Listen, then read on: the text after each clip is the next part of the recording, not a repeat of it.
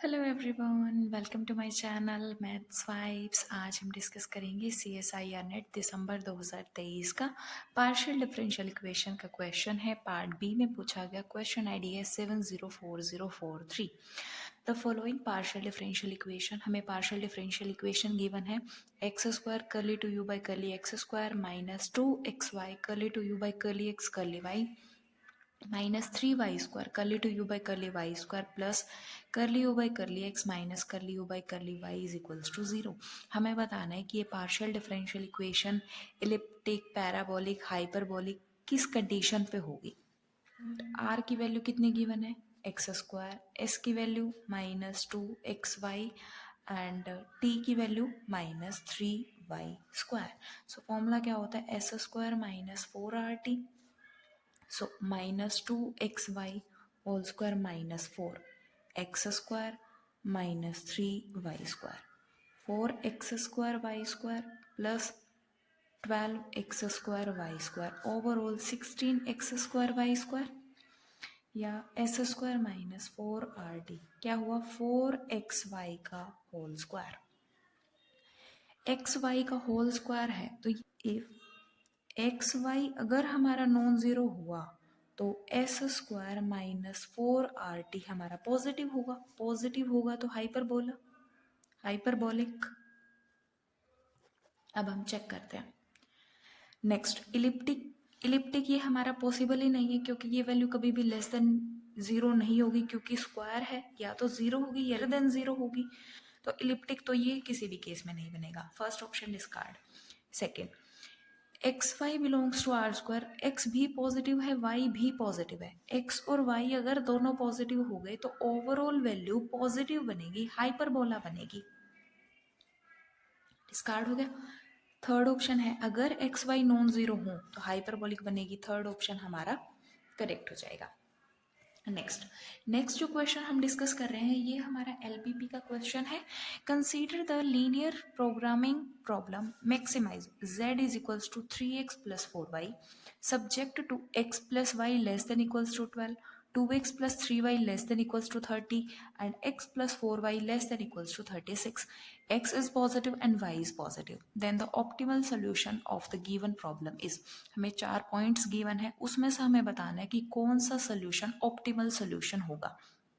इस क्वेश्चन को करने का हमारे पास एक हमारा वे है कि हम जो भी इनइक्वालिटीज गिवन है उनका हम ग्राफ प्लॉट करें, देन कॉमन रीजन फाइंड करें और उस कॉमन रीजन के हर पॉइंट फाइंड करें और फिर देखेंगे कि किस पॉइंट पर हमारी मैक्सिमाइज वैल्यू मिल रही है। अदरवाइज हम क्या करें, चारों पॉइंट्स हमें गिवन है, हम चेक करेंगे कि ये चारों पॉइंट्स जो है वो हमारे फिजिबल सोल्यूशन है या नहीं। फिजिबल सोल्यूशन होने के लिए क्या है, ये तीनों कंडीशंस हमारी फुलफिल होनी चाहिए। हम चेक करेंगे जिस भी ऑप्शन के लिए इनमें से कंडीशन होल्ड नहीं करी तो वो ऑप्शन हम डिस्कार्ड कर देंगे। वन बाय वन हम डील करते हैं। सबसे पहले हमने 6 उठाया। 6 plus 6 is 12 less than equals to 12, first condition hold कर गई। 6 into 2 12 plus 18 30, 30 less than equals to 30, ये भी होल्ड कर गई। 6 plus 24 less than equals to 36, इसने तो ये हमारी कंडीशन होल्ड कर गई। 7 5 के लिए 7 प्लस 5 इज 12, कंडीशन होल्ड हो गई। 14 plus 15 29 less than equals to 30, ये कंडीशन भी होल्ड हो गई हमारी। 7 प्लस 20 27, ये भी कंडीशन होल्ड हो गई। 3 8 के लिए 8 plus 3 is 11, 11 less than equals to 12, condition hold हो गई। And 6 plus 24 30 less than equals to 30, ये कंडीशन भी होल्ड हो गई हमारी। 3 plus 32 is 35, again less than equals to 36, इसके लिए भी होल्ड हो गई। अब 4 एंड 8 जब हम करेंगे तो 8 and 4 12 less than equals to 12, ये कंडीशन होल्ड हो गई। इस केस में क्या बनेगा 8 प्लस 24, ये कितना आ गया 32। 32 हमारा 30 से लेस नहीं होता तो 4 8 के केस में ये कंडीशन फुलफिल नहीं हुई तो हमने ये ऑप्शन कर दिया डिस्कार्ड।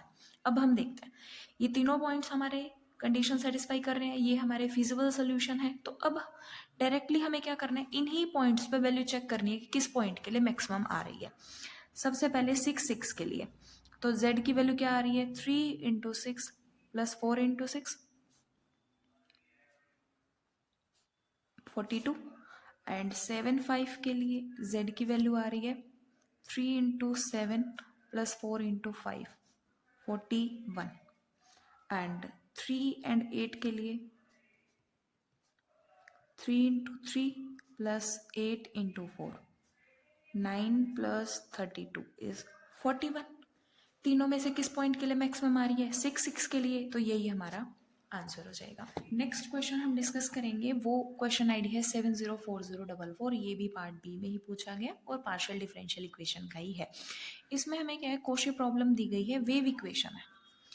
वेव इक्वेशन है curly two u by curly t square minus 4 curly two u by curly x square is equals to 0 minus infinity less than x less than infinity and t greater than 0 and u x comma 0 is equals to e raised to the power minus 1 by x square when x is non-zero and 0 if x is 0।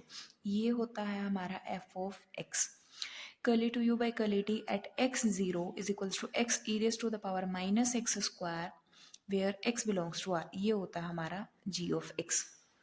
Then हमें बताना है कि u5t as t tends to infinity पे value हमारी क्या होगी। इसको solve करने के लिए हम डी एलम्बर्ट्स फॉर्मूला यूज करेंगे। वो इसलिए यूज हुआ क्योंकि जो x है वो हमारा minus infinity to infinity lie कर रहा है।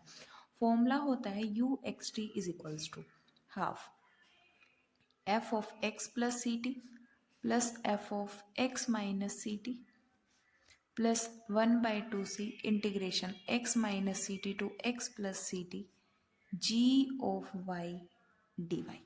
ठीक है, अब यहाँ पे क्या है, हमारी जनरल फॉर्म होती है u t t minus c square u x x is equals to 0। तो इस केस में सी स्क्वायर की वैल्यू कितनी है 4, तो सी की वैल्यू 2 हो जाएगी। सी की वैल्यू हमारे पास 2 आ गई।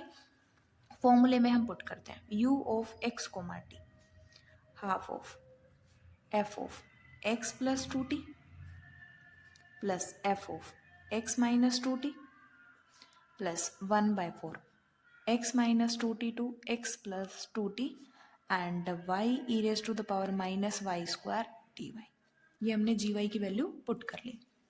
Now half e raise to the power minus 1 upon x plus 2t whole square plus e raise to power minus 1 x minus 2t whole square plus 1/4 x minus 2t to x plus 2t y e raise to the power minus y square dy।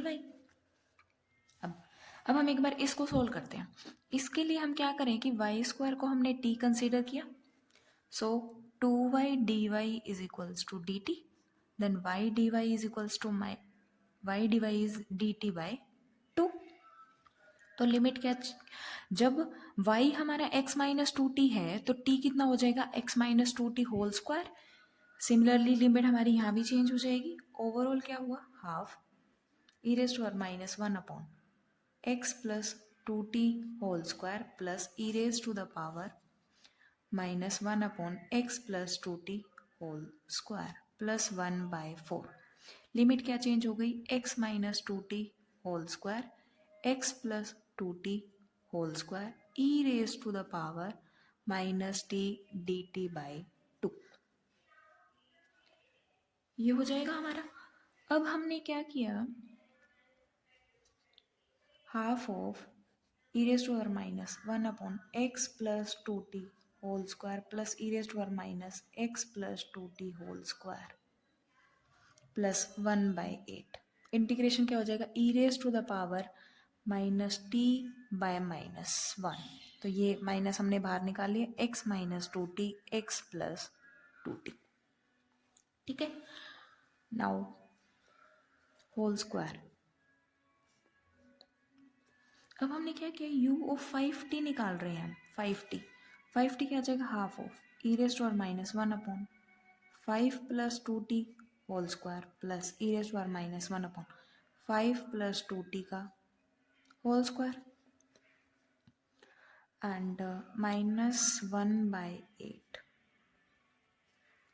e raised to the power minus 5 plus 2t whole square and minus e raise to the power minus x minus 2t whole square 5 as t tends to infinity. t infinity को tend किया तो value क्या आई, something upon infinity is 0, e raise to the power 0 is 1। Similarly इस case में भी 1 minus 1/8, e raise to the power minus infinity is 0 minus e raise to the power minus infinity is 0, 1 + 1 2, 2/2 is 1। तो u of 5t at t tends to infinity value क्या आई, 1। अब हम option check करते हैं, first option ही है हमारा 1, तो फर्स्ट हमारा करेक्ट हो जाएगा। Thank you.